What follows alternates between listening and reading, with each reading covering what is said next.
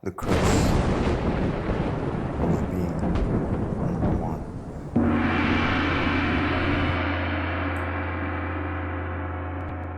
Today, we're discussing Google, which is currently the world's number one search engine, and the only company to strengthen their position in a very long time, the disruptor, OpenAI. However, I will not be able to do this at our usual setup here. We'll be taking a walk. So, dear passenger, You want some more of this, bitch? let's go on this journey. Back in the easy. We could do this all year long.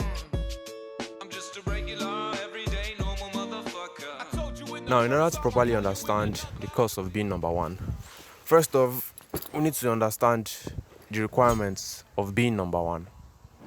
In any given field, there are three categories of people. One, we have the hobbyists. Well, these are the guys that are in a particular field just for fun.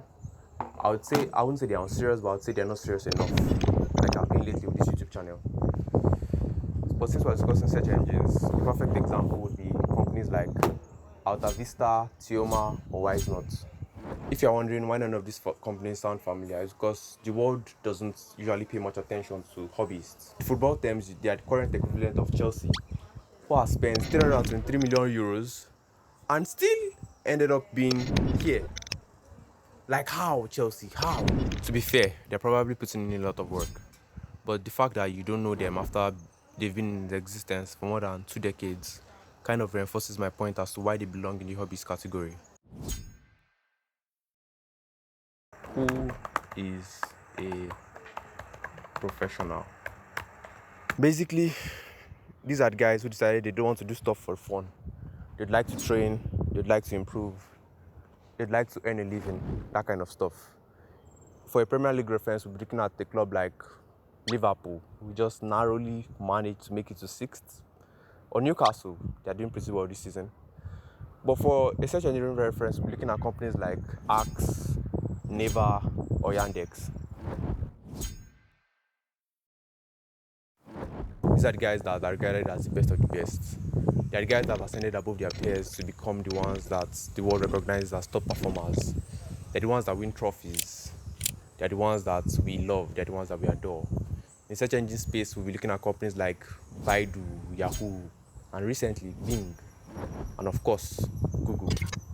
To be in the elite group, you must have put in thousands of hours of work.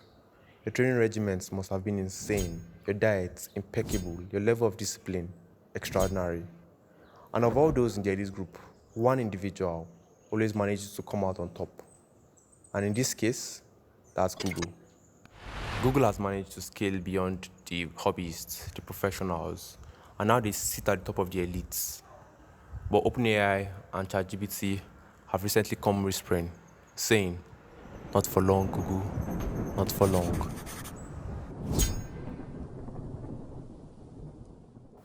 Being number one means you have to become the standard. Everyone is looking at you, always expecting you to perform at your best. Being number one means you have a target on your back. Your competitors, your opponents, the whole world is always gunning for your number one position. Being number one means you can't make mistakes. And that's exactly Google's problem currently. You see, when a number two or a number three makes mistakes, we are lenient with them. We even give excuses for them. We say, oh, they're still young. Oh, they're just having a bad day. When a number one makes a mistake, all hell breaks loose. I'm just a regular, everyday, normal motherfucker. One night a week, my mom likes to cook me supper. I'm just a regular, everyday, normal motherfucker. And Michael Keaton was my favorite Batman. I was walking down the street just the other day. I saw these two fine bitches, they were walking.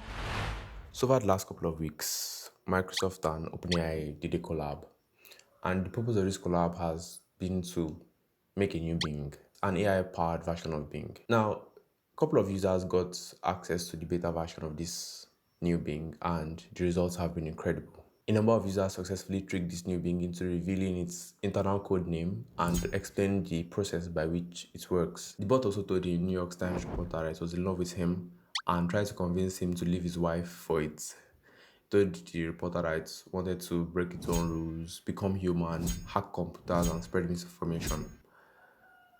In summary, lately the new Bing has been on AI powered steroids, you can say. Now, on the other hand, we have Google. Google decided it was time to launch their own chatbots, Bard, and it didn't go too well for them. And during Bard's first look, kind of like a testing phase, a live demo, it was asked, what new discoveries can I tell my 9-year-old about the James Webb Telescope? It gave 3 answers, one of which was wrong. And as a result, Google lost $100 billion that day. Now, for context, OpenAI is currently valued at $30 billion. But made one mistake and Google lost $100 billion. Ladies and gentlemen, the cost of being number one. Firstly, you have to come to terms with the fact that as I ascend each spectrum, from hobbyist to professional to elite to number one, the quality of problems you face increase exponentially. Secondly, you have to continuously improve. It's one thing to become number one, it's another thing to remain number one. Lastly, your journey to remain number one, I'd say move different. Now, move different in what sense?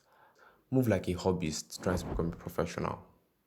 There's this excitement to it, there's this ginger, this extra oomph that you have that nobody else has. Now, the purpose of this video is not to discourage you from following your dreams or aspirations of becoming number one in your chosen field. If anything, the purpose of this video is to help you on your path to become number one. And while I was making this video, I found myself asking a couple of questions like, what's the difference between number ones of the world and the rest of us? What's the difference between Michael Phelps and every other swimmer? What's the difference between Elon and myself? 106,943,725,342 dollars and 65 cents. The answer to that is actually tenacity. Tenacity is the quality of being determined and persistent regardless of the setbacks encountered while trying to achieve your goals. So, as you go about your journey to being number one, remember you face more complex challenges. Remember to continuously improve. Remember to keep up your enthusiasm. And remember to be tenacious. P.S. I'll be your host in your next video. And until then, stay frosty.